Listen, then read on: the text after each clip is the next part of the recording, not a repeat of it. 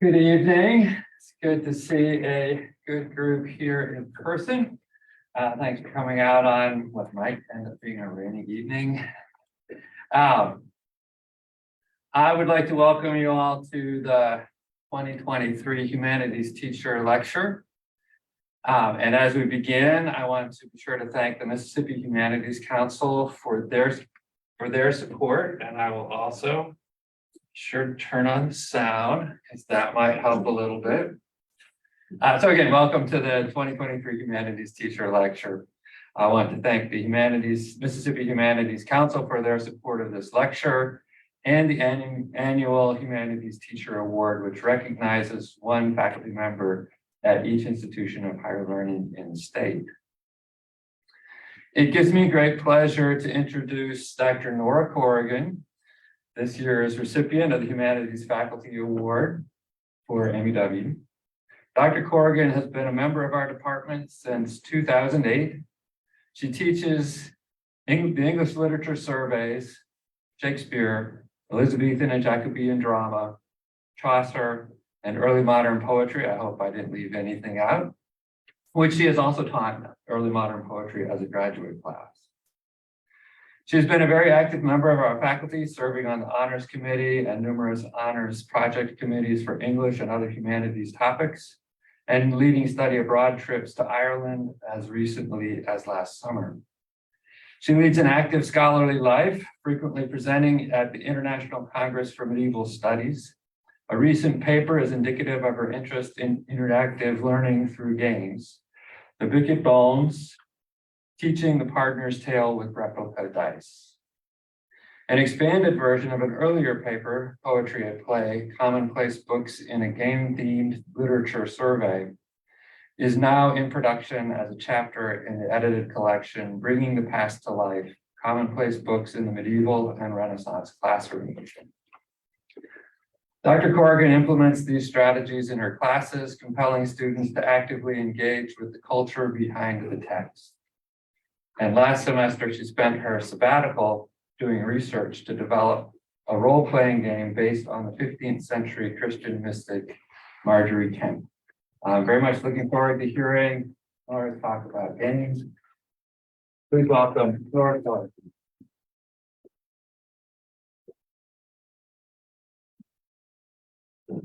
Thank you for coming out tonight. Good evening, everybody. And thank you, Kendall, for that lovely introduction, and to the Mississippi Humanities Council for funding this event. And so I wanted to probably start with an image that is probably going to be familiar to many of us. Let's see. All right. Are you ready to advance slides? Yep. Awesome. Sure. Go. All right. You probably remember the classic Chutes and Ladders game. This is the version that I had as a kid, published by Milton Bradley in 1979. And as we all know, this is a game that's often used to teach kids about the consequences of good and bad choices, or at least is intended to do that. You make a cake, you get to eat cake. Comic books behind your textbook, you end up in the corner with the dunce cap on. I'm pretty sure that was not actually a thing by 1979, but you get the idea. And you probably also know from experience that this is not really a game that usually holds the attention of anybody older than 5. One of the problems with this game is you don't actually get to make the good and bad choices. It all depends on a roll of the dice. Success and failure, in other words, is all a matter of luck. This is great if you're a 5-year-old playing with adults. It obviously evens things up quite a bit. Your chance at actually winning. That is not terribly interesting for adults to play against each other. So another thing that many of you might already know about this game is that in Canada and in the UK, it's called Snakes and Ladders. The American version calls it Chutes because apparently Milton Bradley's marketing department thought that snakes were a turnoff for Americans.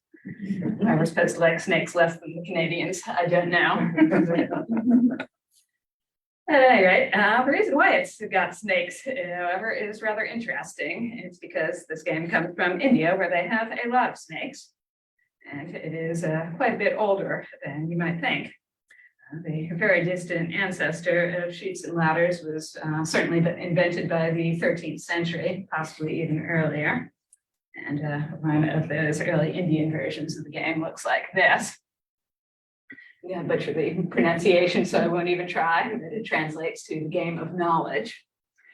And so this beautiful region here at the top of the game board represents enlightenment. They state that way, and it should all be trying to achieve. And just like in the version of chutes and ladders that you probably know, the snakes and ladders here represent vices and virtues. In this case, not so much baking a cake or doing your homework, but abstract concepts like false knowledge or humility. And you might also notice there are a lot more snakes than ladders here, particularly at the lower level. Reaching enlightenment and leaving behind the temptations of the world is hard. And that's something that this game attempts to represent in a pictorial and interactive format. And the emphasis on chance is actually a feature and not a bug. It is intended to teach its audience, among other things, about the power that destiny has over human affairs. So it's during the British colonization of India that the Victorians really adopt this game and decide that this would be a great place to teach Western morals to children. But before that, this is already a game that had a long cross-cultural history. In India, there were Jainist, Buddhist, Hindu, and Islamic versions of the game. They've got slightly different sets of vices and virtues and different ideas about what happens to you once you get to that final square. So this is a game that's got a surprisingly long history, and I think it really illustrates some of the central points that I'll be making in this talk. First, that games really encode and reflect the values of these societies where they're played and really work like mirrors of that larger world. And just as those values change with time, games have a tendency to change too. Now, there are a few other elements of chutes and ladders that are so familiar that you probably take them completely for granted. First of all, it is a racing game. The idea is to be the first to have your token reach that final square. Up here, in this case, since there are an odd number of rows, like our American game that has 100 squares, this one has, I believe, 63. Yeah. So you're trying to get up here, and to get there, you move up board in one direction and back the other. So there's kind of a zigzag pattern. Again, probably so familiar to you that you don't really think about it. But what's interesting is that these features are already present in one of our oldest board games in world history, which is called Senate. And here is what it looked like, or one way that it could look, at any rate. And I've actually got a replica board here. So for people in the room, I'll do a little bit of show and tell, pass this around so that you can get a closer look at it. Here, let's have a sliding drawer. I put some tape on, so hopefully it won't slide out. Okay, so this particular board dates from somewhere between 1550 and 1295 BCE. The game itself is actually a lot older than that. It seems to have been invented during the Old Kingdom period. And the Egyptians continued to play it right up until the time of the Roman Empire. So that's a time span of about 2,000 years. And unfortunately, we're not 100% certain what the rules for Senate were. Just to give you a sense of why this is difficult, I'd like to try a bit of a thought experiment. Just imagine that you're an archaeologist in around the year 3000 or so. And in the course of your excavations of ancient American graves, you come across the same set of small metal objects over and over again. Something like this. And then, interestingly enough, engraves from around the beginning of the 21st century and later start to see a slightly different set of objects, like this. What do you conclude?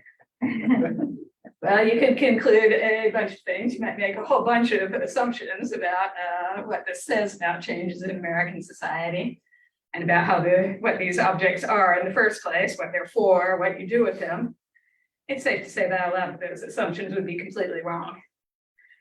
And we are actually slightly better off with Senate. First of all, we have actual surviving game boards, not just tokens. People were wise enough not to make things out of plastic or cardboard in ancient Egypt. So we have complete game sets. And we also have a few paintings of people actually playing the game and texts mentioning it. There's actually an online version based on our best guess at the rules. So if you want to play around with Senate yourself, you can go to this website. Actually, pull that up and actually make it work. That would be even better. So anyway, we think that that name Senate means passing, and specifically it seems to refer to the fact that in this game, which is another racing game, you can not only pass your rival players' tokens, but also some of the written texts we've got suggest that you can actually bump them back. So let's see, do we have time for a quick demo? Can I try? Sure. Mouse? Yeah. All right. So we'd use actually throwing sticks rather than dice in ancient Egypt. And that would tell us the number of squares we could advance. You choose which of these tokens to move. And if I choose one where I'd be landing on one of my opponent's spaces, I can actually meet him and bump him back. And so we know this much because we've got some texts that talk about that feature of gameplay. We also, of course, have got some squares that seem to be marked with some symbols of various sorts. These change a little bit over time. They don't all look the same. Probably the version that I'm passing around looks a little bit different from this online board. The version I just showed from the Metropolitan Museum of Art is a little bit different too. But this square and these last few squares are always marked with a symbol of some sort. Sometimes this one is as well. So later games tend to be a little bit more elaborate with the number of squares that have got special markings on them.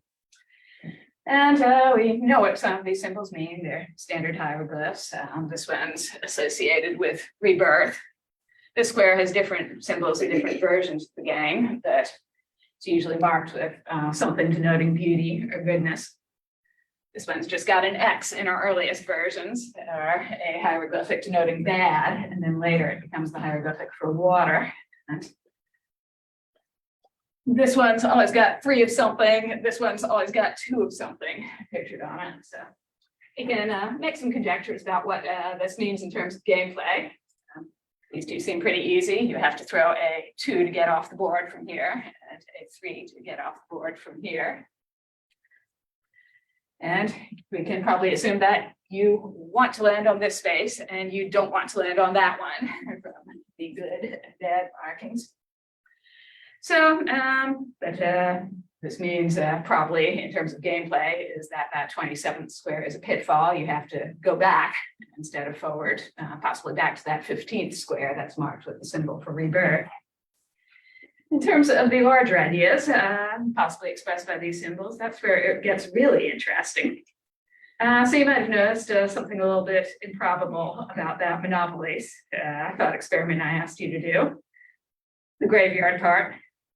Mostly we don't get buried with Monopoly these days, no matter how much we may love playing Monopoly in life. It just doesn't happen. And this is, however, exactly what happened in Egypt. Senate is one of our most common objects found in and depicted in paintings and graves.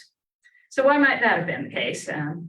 We're not 100% sure, but based on ways that the images and symbols evolve over time, historians think that Senate probably began as a regular board game, one that people played for entertainment, and then starts to turn into something that's got a larger religious meaning. And in this interpretation, this board actually becomes a map of the afterlife with all of the various pitfalls and places of judgment that you have to face after your death as your soul. So that square that eventually acquires this beauty symbol. Probably represents the embalmer's house. It's called the House of Beauty, and some of those squares probably also represent various halls of judgment, or 2 and 3 squares. And that water square represents a river that the soul's got to either cross over successfully or fall in and be sent back. So later on, we have even more elaborate boards that seem to have been not so much for competitive play, but for priests who are playing the game solo in an attempt to communicate with the dead. In that case, maybe each square you land on has got its own symbolic meaning. So it turns into something a little bit more like an Egyptian Ouija board, more than a Monopoly or Chutes and Ladders game. So it's a really fascinating history. And again, we're not 100% sure about any of this. A lot of it is conjecture. But it does really speak to the ways that games work in culture and ways that they acquire additional resonances and meanings over time. And especially the way that more is at stake in games than it might immediately appear. And usually, as my students know, I don't think any of them are here tonight, but usually if somebody plays a game in a work of literature, there is something more at stake. And at this point, I want to turn to a literary text that actually doubles as a game. We move over to PowerPoint. Wonderful. All right. All right. So what we'll be looking at next is some quotations from a text from the 15th century written in Middle English. It's called The Demands of Love. And this is one of a bunch of medieval collections of demands d'amour, questions about love. These seem to have formed the basis of a bunch of different social games. Some involve debate or setups like mock trials. One of them, however, seems to have been primarily a conversation game. The name is Leroy. I'm butchering the pronunciation on that as well, but it means the king who doesn't lie. So as with Senate, we're not 100% sure of the rules, but we do have texts like this one, which basically contain examples of questions posed during the game, addressed both men and women. So we can tell this is played in mixed sex groups. And there seems to have been one player at a time who takes the role of king. Lots of medieval European social games have a king. This is a society that really likes order, likes hierarchy, likes somebody to be in charge. So if you're familiar with something like a storytelling game in Boccaccio's Decameron, where each of the players, male and female, takes their turn being king for the day, proposing the day's theme for the stories, and so on. This is kind of the same basic structure. One person is temporarily king, and everybody else seems to be charged with answering the questions posed by the king. So let's take a look at some of these questions. Some of them basically read like modern day advice columns. If a man is in love with a woman who's above him socially, what's the best way for him to show his love for her? And this other one posed by a woman to a man. If a lover is jealous, should he tell the person that he loves the name of the person that he's jealous of? So not too far from real life so far. Perhaps real dilemmas that people in the audience might be facing. Then there are some more philosophical questions also included in this collection. Things like, if it be true that love has no end, then how does it have a beginning? The suggested answer, by the way, is the beginning of love is God, from whom all good things flow. Probably fairly clear what the right answer to that one is in a medieval context. But then there are some questions which pose slightly more outrageous hypotheticals. I'm not sure there is a good answer to this one. Got two sisters, equal in beauty, equal in intelligence. You love one of them loves you. I hope you're in kind of a boat capsizing scenario and not a you randomly have to drown a person scenario. But at any rate, you do have to choose which of these sisters you drown and which one you save. So rather unlikely, would you rather?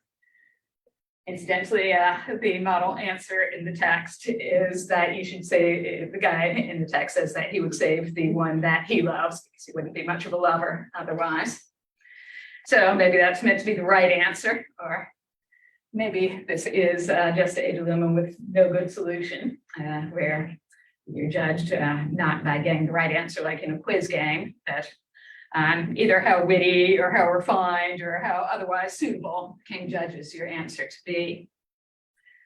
So we don't know, again, exactly the mechanics of this game, but we think the scholar named Richard Firth Green in particular has proposed that this is probably a courtship game, one that's really intended in a society where young men and women don't have a lot of opportunities to interact unchaperoned. Give them a chance to both get to know each other, engage in a little covert flirting, and also, talk through some serious ideas.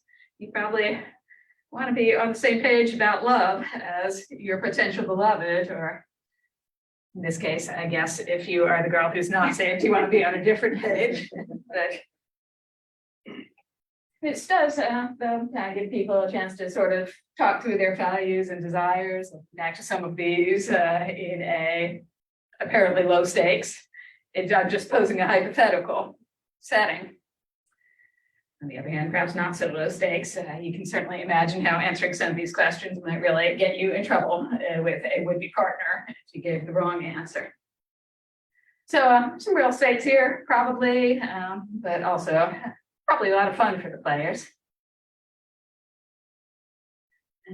Another game that's interestingly also got some associations with courtship in medieval Europe is chess.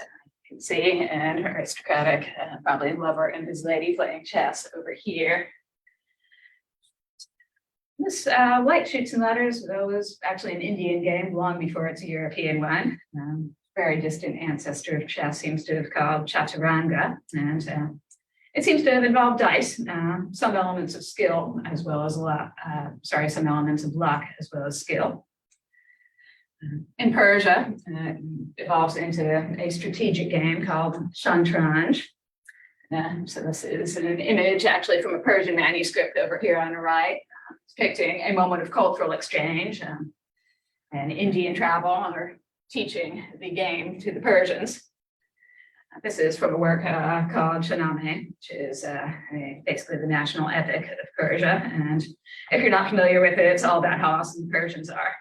Even Alexander the Great gets to be a Persian in this text. Chess, interestingly enough, is not. They admit that they borrowed it from somewhere else. And so from there, the game basically starts to spread throughout the Islamic world, Arabia, Northern Africa, and from there across the Straits of Gibraltar to Spain, and from there to the rest of medieval Europe as well. So you might be wondering at this point, if this game comes to Europe through a succession of non-Christian cultures, why is there a bishop in it? Well, once upon a time, the bishop actually is an elephant instead. So this is a set called the Charlemagne chessmen, after a legend that this is a gift to Charlemagne from the Caliph Harun al-Rashid, who sent it all the way from Baghdad. That almost certainly is not what happened. It seems to have actually been made in Italy well after Charlemagne's death. But the fact that the story grows up around this chess set tells us, I think, some interesting stuff. One is that people think the elephant needs some explanation, that at some later date, people are not used to seeing chess sets with elephants anymore. And they're thinking, okay, one plausible explanation for this is that it came from the Middle East originally. And so here's a chessman, a bishop from about 100 years later, and you can see this is a familiar Christian bishop. So this piece gets a makeover. It actually keeps its Arabic name, the Alfin, for quite a while after it gets to Europe, but the iconography gets totally different. So it's not the only piece to get a culturally appropriate makeover. And the books are originally represented as chariots. And after the game makes its way to Europe, they become castles because that's something that Europeans are familiar with. And the king, or rather the piece beside the king's always a king, the piece next to the king is, in Islamic versions of the game, a vizier. So sometimes called a fairs. I think that's the Persian word. So it gets a sex change. it actually stays the fairs for quite a while. Chaucer is still calling it a fairs in towards the end of the 14th century, but it's definitely a female piece by that time. And so a little bit more about fairs. It's not especially powerful in medieval chess. And its first move, it can move 2 spaces. It can also leap over other pieces, which is kind of a cool ability that a lot more pieces in medieval chess have. Nowadays, only knights can do that. But strategically, its function is to stick close to the king and guard him at all times. And as this becomes a queen piece, you can kind of see why the queen wall might be thought appropriate for a piece that can do that. So a little bit later, the rules start to change towards the end of the Middle Ages and the beginning of the early modern era. Starts to turn into the queen that we know, and that's really powerful, can go all over the board, does not have to be next to the king at all. So there's some scholars who speculate that this has to do with actual shifting roles and expectations of queenship.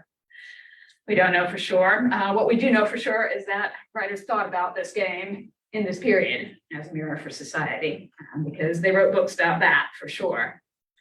They especially thought of it as a teaching tool. Chess is something that could teach good government. So that's actually one of our first printed books in English. It's called The Game and Play of the Chess, by William Caxton. It's a translation of an earlier Latin work by Jacobus de Cesalis.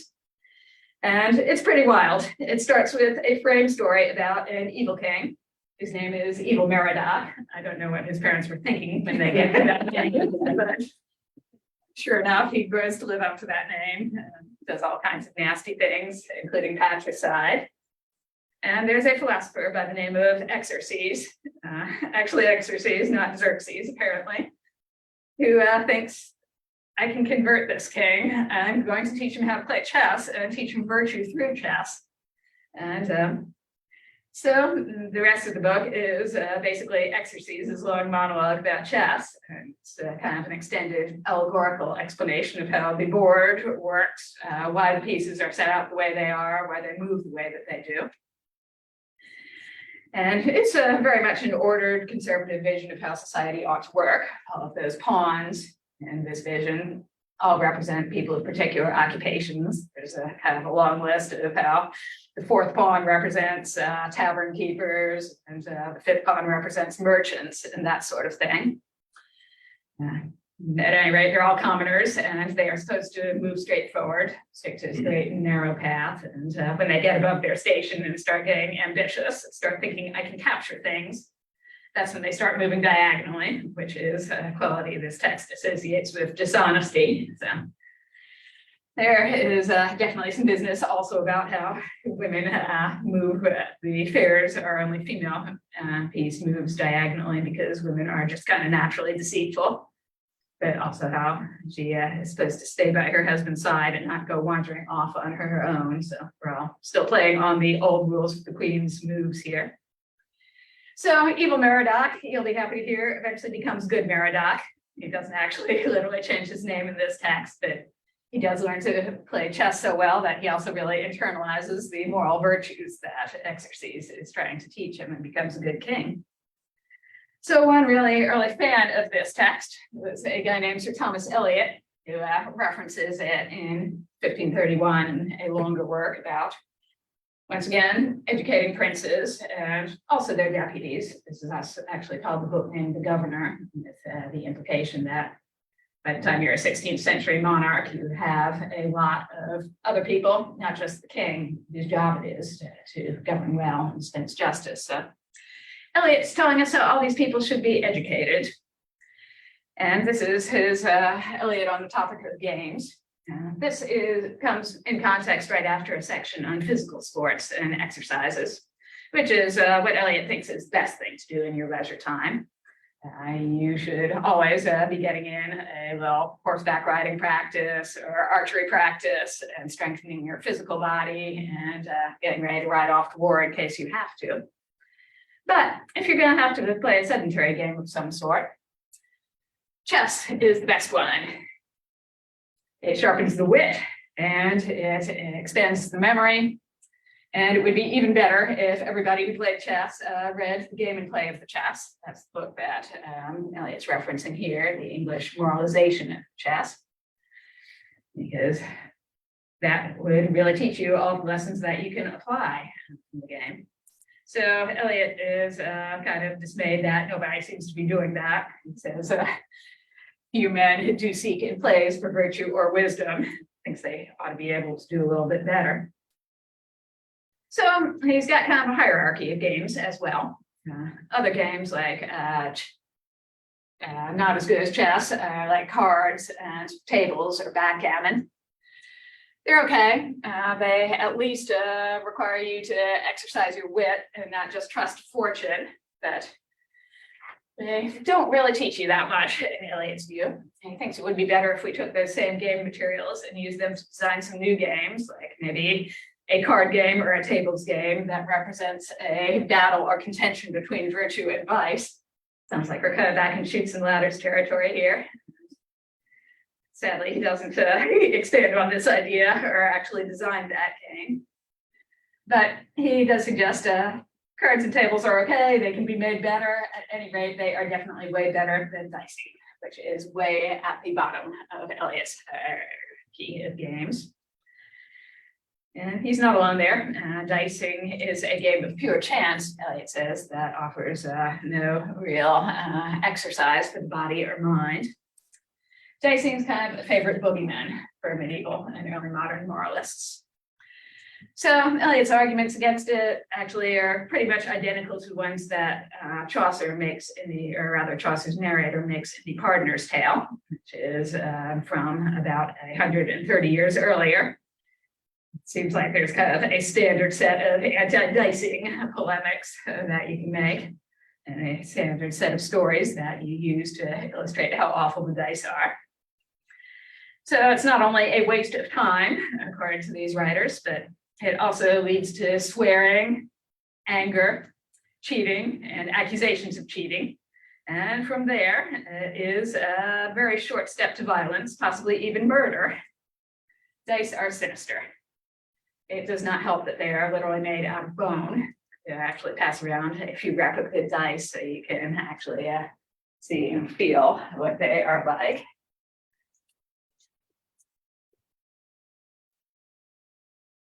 You can actually probably tell just by touching them where some of the cheating accusations are coming from. These are a little bit irregular. It is probably very hard to make a perfectly straight, six-sided, even, fair die in this era. You can very easily see how whoever brought the dice might end up being the target of murderous attempts if he turned out to also be lucky. And of course, that whole idea of bones, that all kinds of associations, they're usually death and in general violence, all sorts of unpleasant things.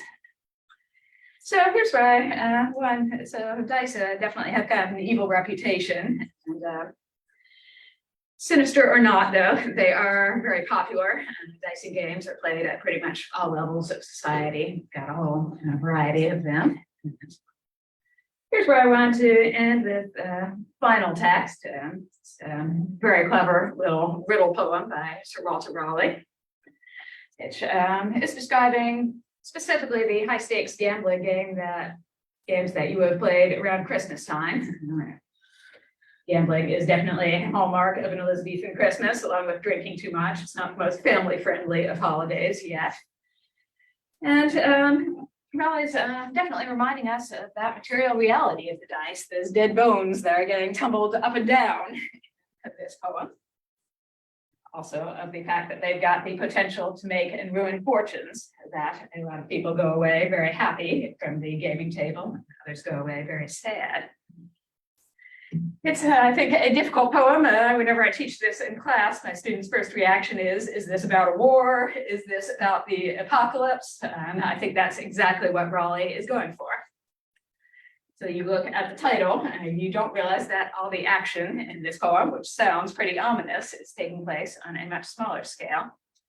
There's four kings assembled in this aisle, not for a 16th century summit meeting or a pre-war conference. They are, in fact, just playing cards. They look like this, by the way. There's some replica playing cards from roughly the right period, so I'll pass those around. Things are really kind of cute. A closer look. And that dreadful sound of Trump is not the last Trump of the apocalypse. It's just somebody calling the Trump suit in a card game, which might still make some people pretty unhappy. And finally, that monstrous sounding herald at the end, one whose very beard is flesh and mouth is horn, is probably a rooster, specifically crowing to announce the dawn at the end of the Christmas season, the dawn of the Feast of the Epiphany. And like all riddles, of course, this poem carries its own little set of epiphanies within it. So it's a deeply playful poem, describing in what sound like really serious, ominous, apocalyptic terms, but turns out to be only fun and games, or is it? Those great losses at the gambling table do, after all, involve real money. And if you are an Elizabethan courtier who's basically just hanging on financially as it is, and you make the mistake of playing for much higher stakes than you can afford, this really might be the end of your world. So I think what this poem really nicely encapsulates is, I think what I hope you'll take away from this talk in general is that games are fun, but also very often serious business. They tend to encode moral and social values. They transmit culture, they are changed by cultures, and they very often do carry real world consequences, big and little. I hope this has also made you a little bit curious about what future historians will think that our games say about us. And I will finally conclude with the opinion that the T-Rex does not belong in the game of Monopoly. You cannot make money with the T-Rex. It's contrary to the entire point. I like irons. By the way, the inventor of the ancestral game of Monopoly would have been kind of appalled by the entire thing. She invented a game called the Landlord's Game, which was basically meant to teach people how horrible landlords were and how evil capitalism is. And somehow it morphed over the course of the first half of the 20th century into Monopoly, which basically requires you to embrace your inner landlord and lean into it. So it's also got a really interesting prehistory. And so if you want to read some more about any of this, by the way, some select bibliography. And I think we've also got some time for questions, if anybody has any.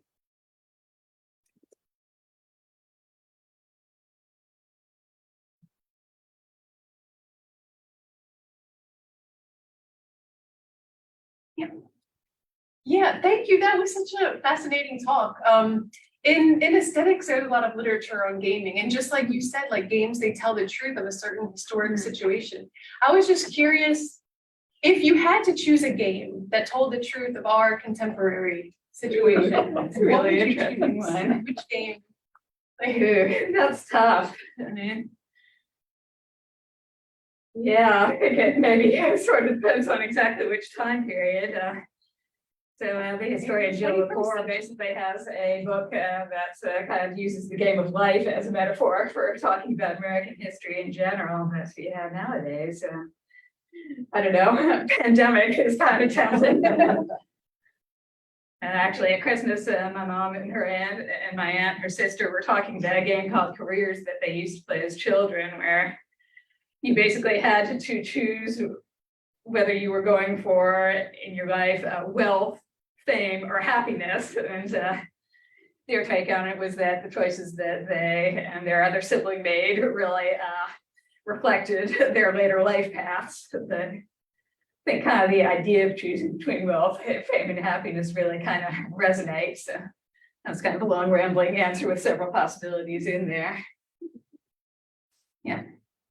Her question made me think of one, which is, like at a glance, not knowing anything but what you've just told me, I would have thought maybe we have more games than some of these older civilizations, but maybe that's not true. Maybe they had a lot more than we know about, or all of ours fall into a couple of categories? Any thoughts about that? Do we have a lot more games than? Yeah, I think we probably do. I mean, we've got a lot more people, a lot more leisure time to put into game design. So. Yeah, I mean, I'd say the pre-modern games do tend to, I mean, on the other hand, yeah, if you look at, say, Jane Austen, there's kind of like this infinite variety of card games that everybody sort of assumed to know. So I think it maybe depends a bit on the type of game. You know, pre-modern games tend to really be mostly of the spatial strategy sort of like our games of chess and checkers. They have a ton of those, most of which are not played today. So hard to say, honestly. Yeah. I'm so curious about how you got interested in games. Was there an originating game or a connection that you made in your scholarship that made this flow from? Yeah, actually, I think it really goes back to maybe actually a class that I took when I was a junior in college on Chaucer. It's that eventually I wrote a final paper for. Basically, I kind of had this insight that you can see the tournament in the Knight's Tale as kind of this little mini or kind of version, version of a chess game, sort of writ large. And when you look at it from the perspective of the classical Roman gods, who are also featured in this text, maybe it looks a lot more like chess than like a tournament. So I was kind of fascinated by that. I think. Tried a version of rewriting it into a grad school paper, which the professor was sort of skeptical that I ended up revising it some more and eventually publishing it. So I guess I got the, I guess I won that round.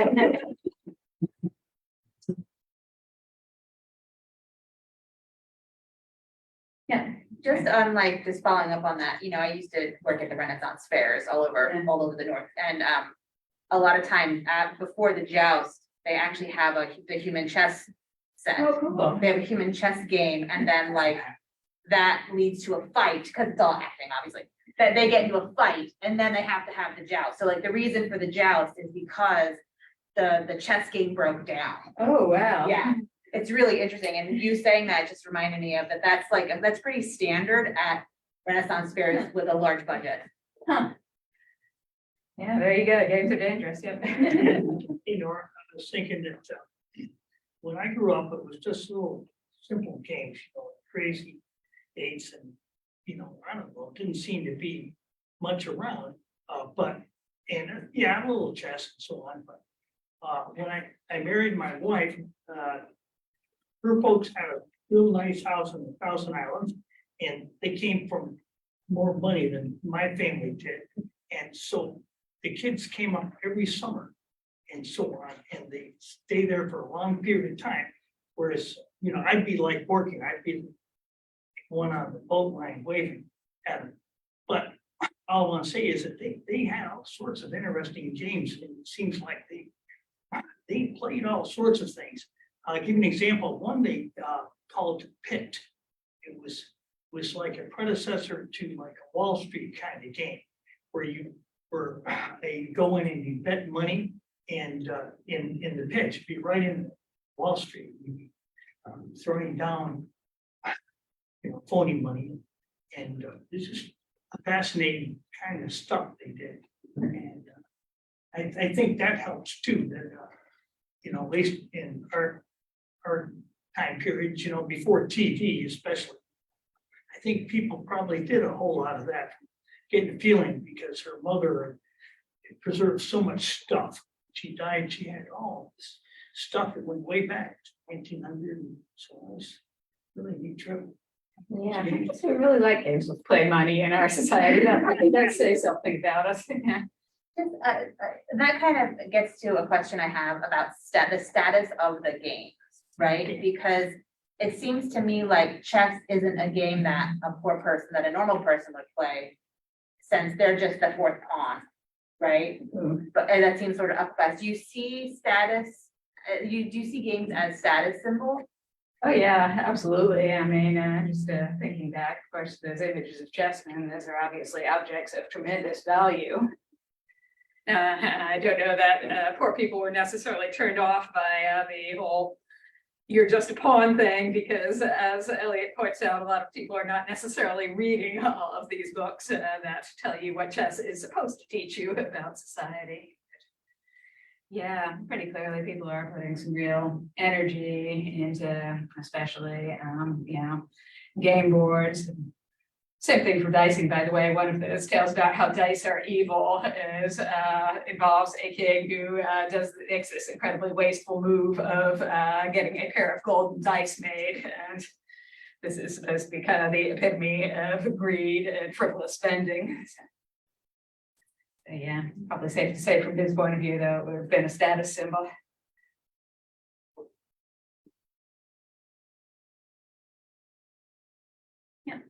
Do you think our games have lost some of their cultural significance? Or is it just that looking back, you can see more, it's easier to see how culture impacted? Yeah, that's a really good question. Yeah, I think my instinct is probably the second one. That's really sort of hard to see these things in your own culture. On the other hand, we may also be like our hypothetical future Monopoly historian, be making up all sorts of stuff and possibly reading more in than is actually there in some of these cases. But yeah, I think some of it perhaps does become much more visible in hindsight. So Nora, I have a question about your, the game design you do for the classroom. Mhm. Is it primarily about role playing, or does it involve some elements of choice and chance like you see in these games that you study? That'll be an interesting question, like once I'm actually finished with it and get some feedback from other faculty who've given it a try, because a lot of them do kind of have elements of chance, you know. It's often sort of a die roll at the end, you know, you roll this number, your assassination succeeds, you roll this other number, you wound the guy, he gets away, tells everybody what happens, and you're in a lot of trouble. So I don't know if mine's gonna have that element that a lot of the classroom role-playing games do have.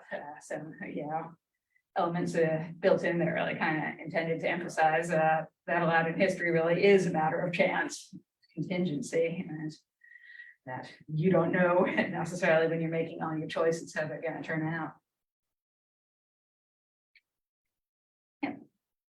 On that note, do you think there might have been like an ancient version of like Dungeons and Dragons? Not necessarily playing like fantasy races like elves and dragonborn, but like playing Greeks or playing Romans as like an Englishman or something. Almost certainly. In some ways, that's really where theater comes from, although theater is scripted. So we know, for instance, in late medieval and early modern England, there's also something called the May games that tend to be revolve around scenarios involving Robin Hood and King Arthur. And so you've got people playing characters from those legends, but there also seem to have been like elements of archery contests or wrestling contests sort of woven into those, that you participate as your character from the Round Table or from the Robin Hood stories. So not exactly like Dungeons and Dragons, but definitely stuff that involved both role playing without necessarily being scripted and some other game type activities.